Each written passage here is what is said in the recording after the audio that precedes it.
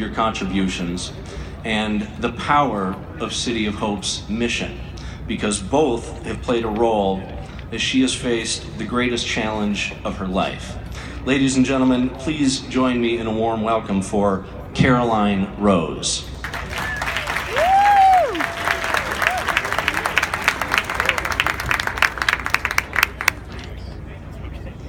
Wow, thank you all so much for having me.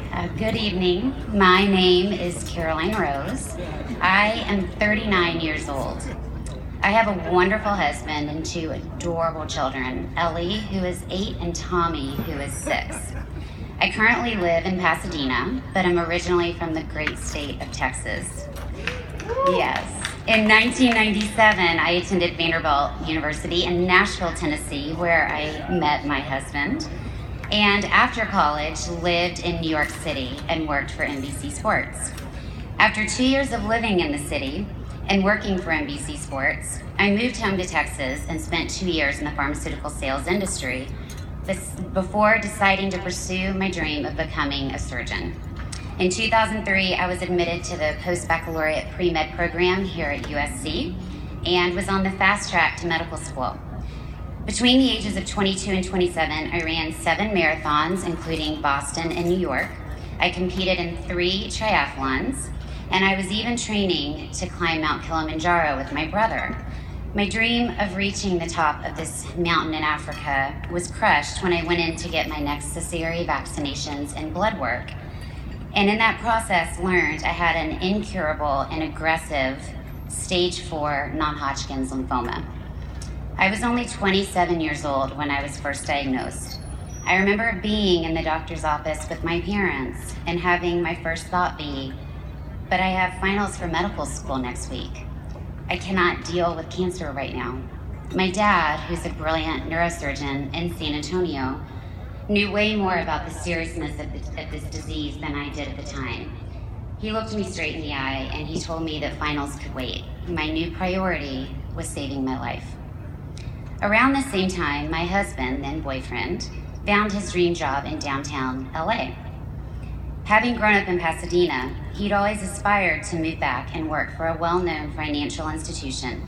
Everything about the move from Texas to Pasadena felt right until cancer entered my life. Where would I go for treatment? And who would I entrust with saving my life? Having a dad as a surgeon, I was fortunate enough to have a wealth of expert medical opinions, sometimes too many medical opinions.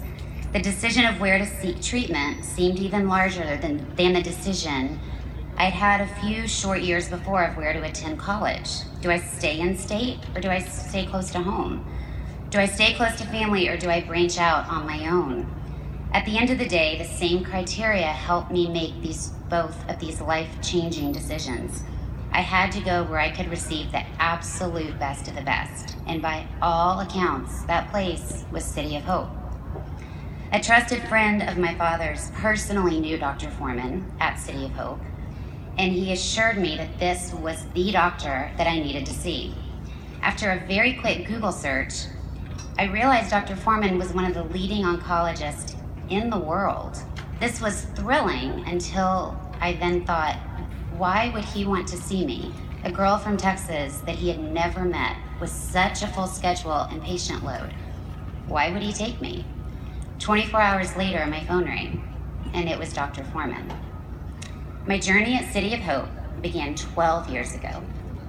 After completing 8 rounds of chemo for my initial diagnosis, my husband and I got married at my family's lake house outside of Austin, Texas. We moved into our first rental home together here in Santa Monica. Since I was so young, fertility was an issue that we needed to address. In most worlds, fertility and oncology are like oil and water. They don't mix, but not at City of Hope. I was advised to go see a fabulous fertility doctor in downtown Los Angeles who works closely with young cancer patients at City of Hope. And that recommendation is the reason why today I have 2 beautiful, healthy children. Thank you.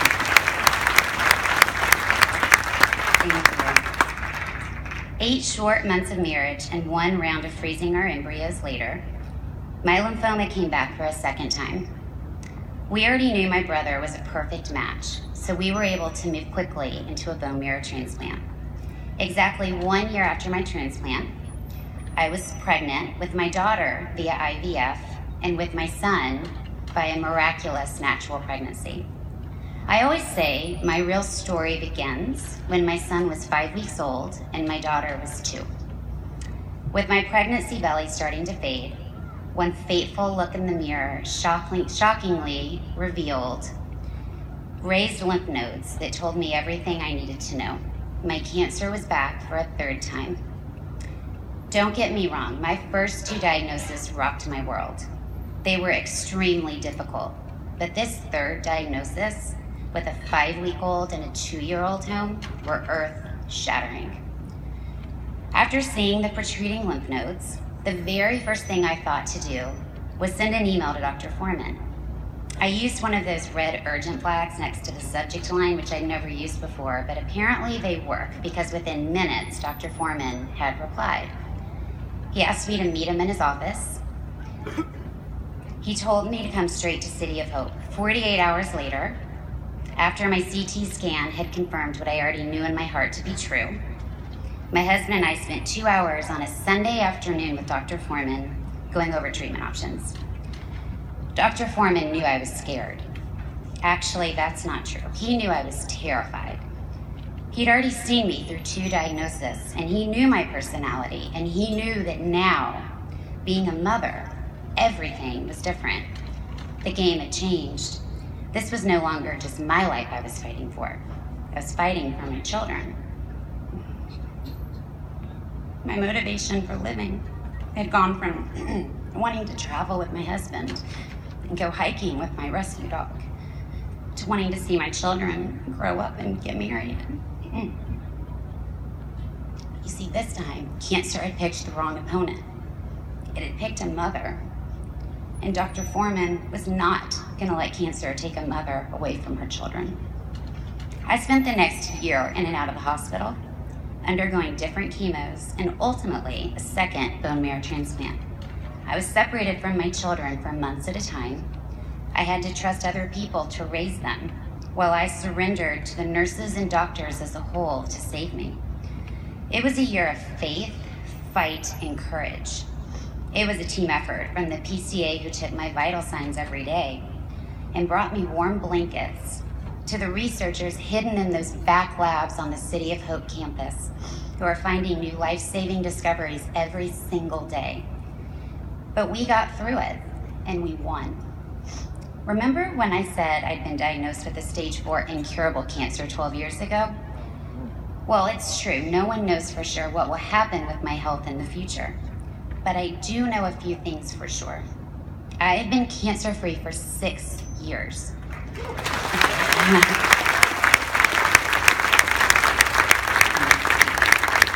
I no longer receive medications or treatments for cancer. My life today consists of crazy school day mornings with the kids, taking my trusted 12-year-old yellow lab Riley out for his short walks, afternoons children's sports and play dates, board games, the 4 of us, family bike rides, movie nights, and hopefully some time for myself. I can honestly say that before cancer, this would not be my life. I'm not sure if I would have ever decided to get married or have children. My type A world of marathons and medical school may have never left, but thanks to cancer, my world has become rich and beautiful and messy and scary, and I wouldn't have it any other way. When I was going through my treatments, everyone asked, what can I do and how can I help? It's true, the occasional meal delivery and child pickup was invaluable. But the one thing I always told people, the one thing that was truly make a difference, not just for me, but for millions of other people, was to donate money to the cancer research at City of Hope. These brilliant doctors and researchers are working every day discovering these new treatments, and many times curative treatments. The treatment that cured me did not exist when I was first diagnosed. It didn't exist on my 2nd diagnosis. But thanks to the donations from people like you, it existed on my 3rd diagnosis. And I thank you. My husband thanks you.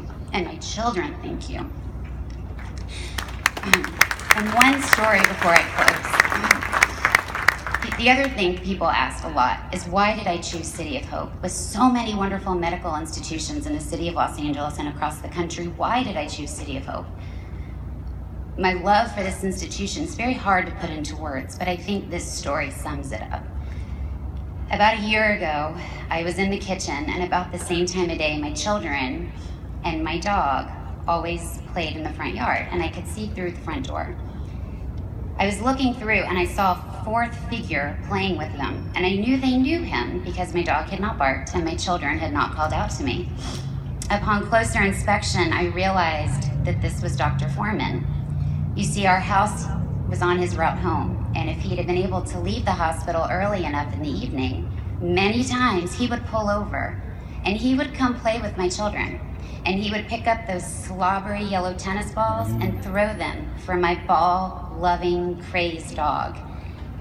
And the thing about this is, what struck me and was so beautiful about this is I looked at my children and I thought, they think it's completely normal for their mom's doctor, the person that has saved their mom's life not once, not twice, but 3 times, and who is still to this day her lifeline, they think it's completely normal for that same person to be their playmate. And that, along with many warm blankets, is why I have and always will chosen City of Hope. And thank y'all so much.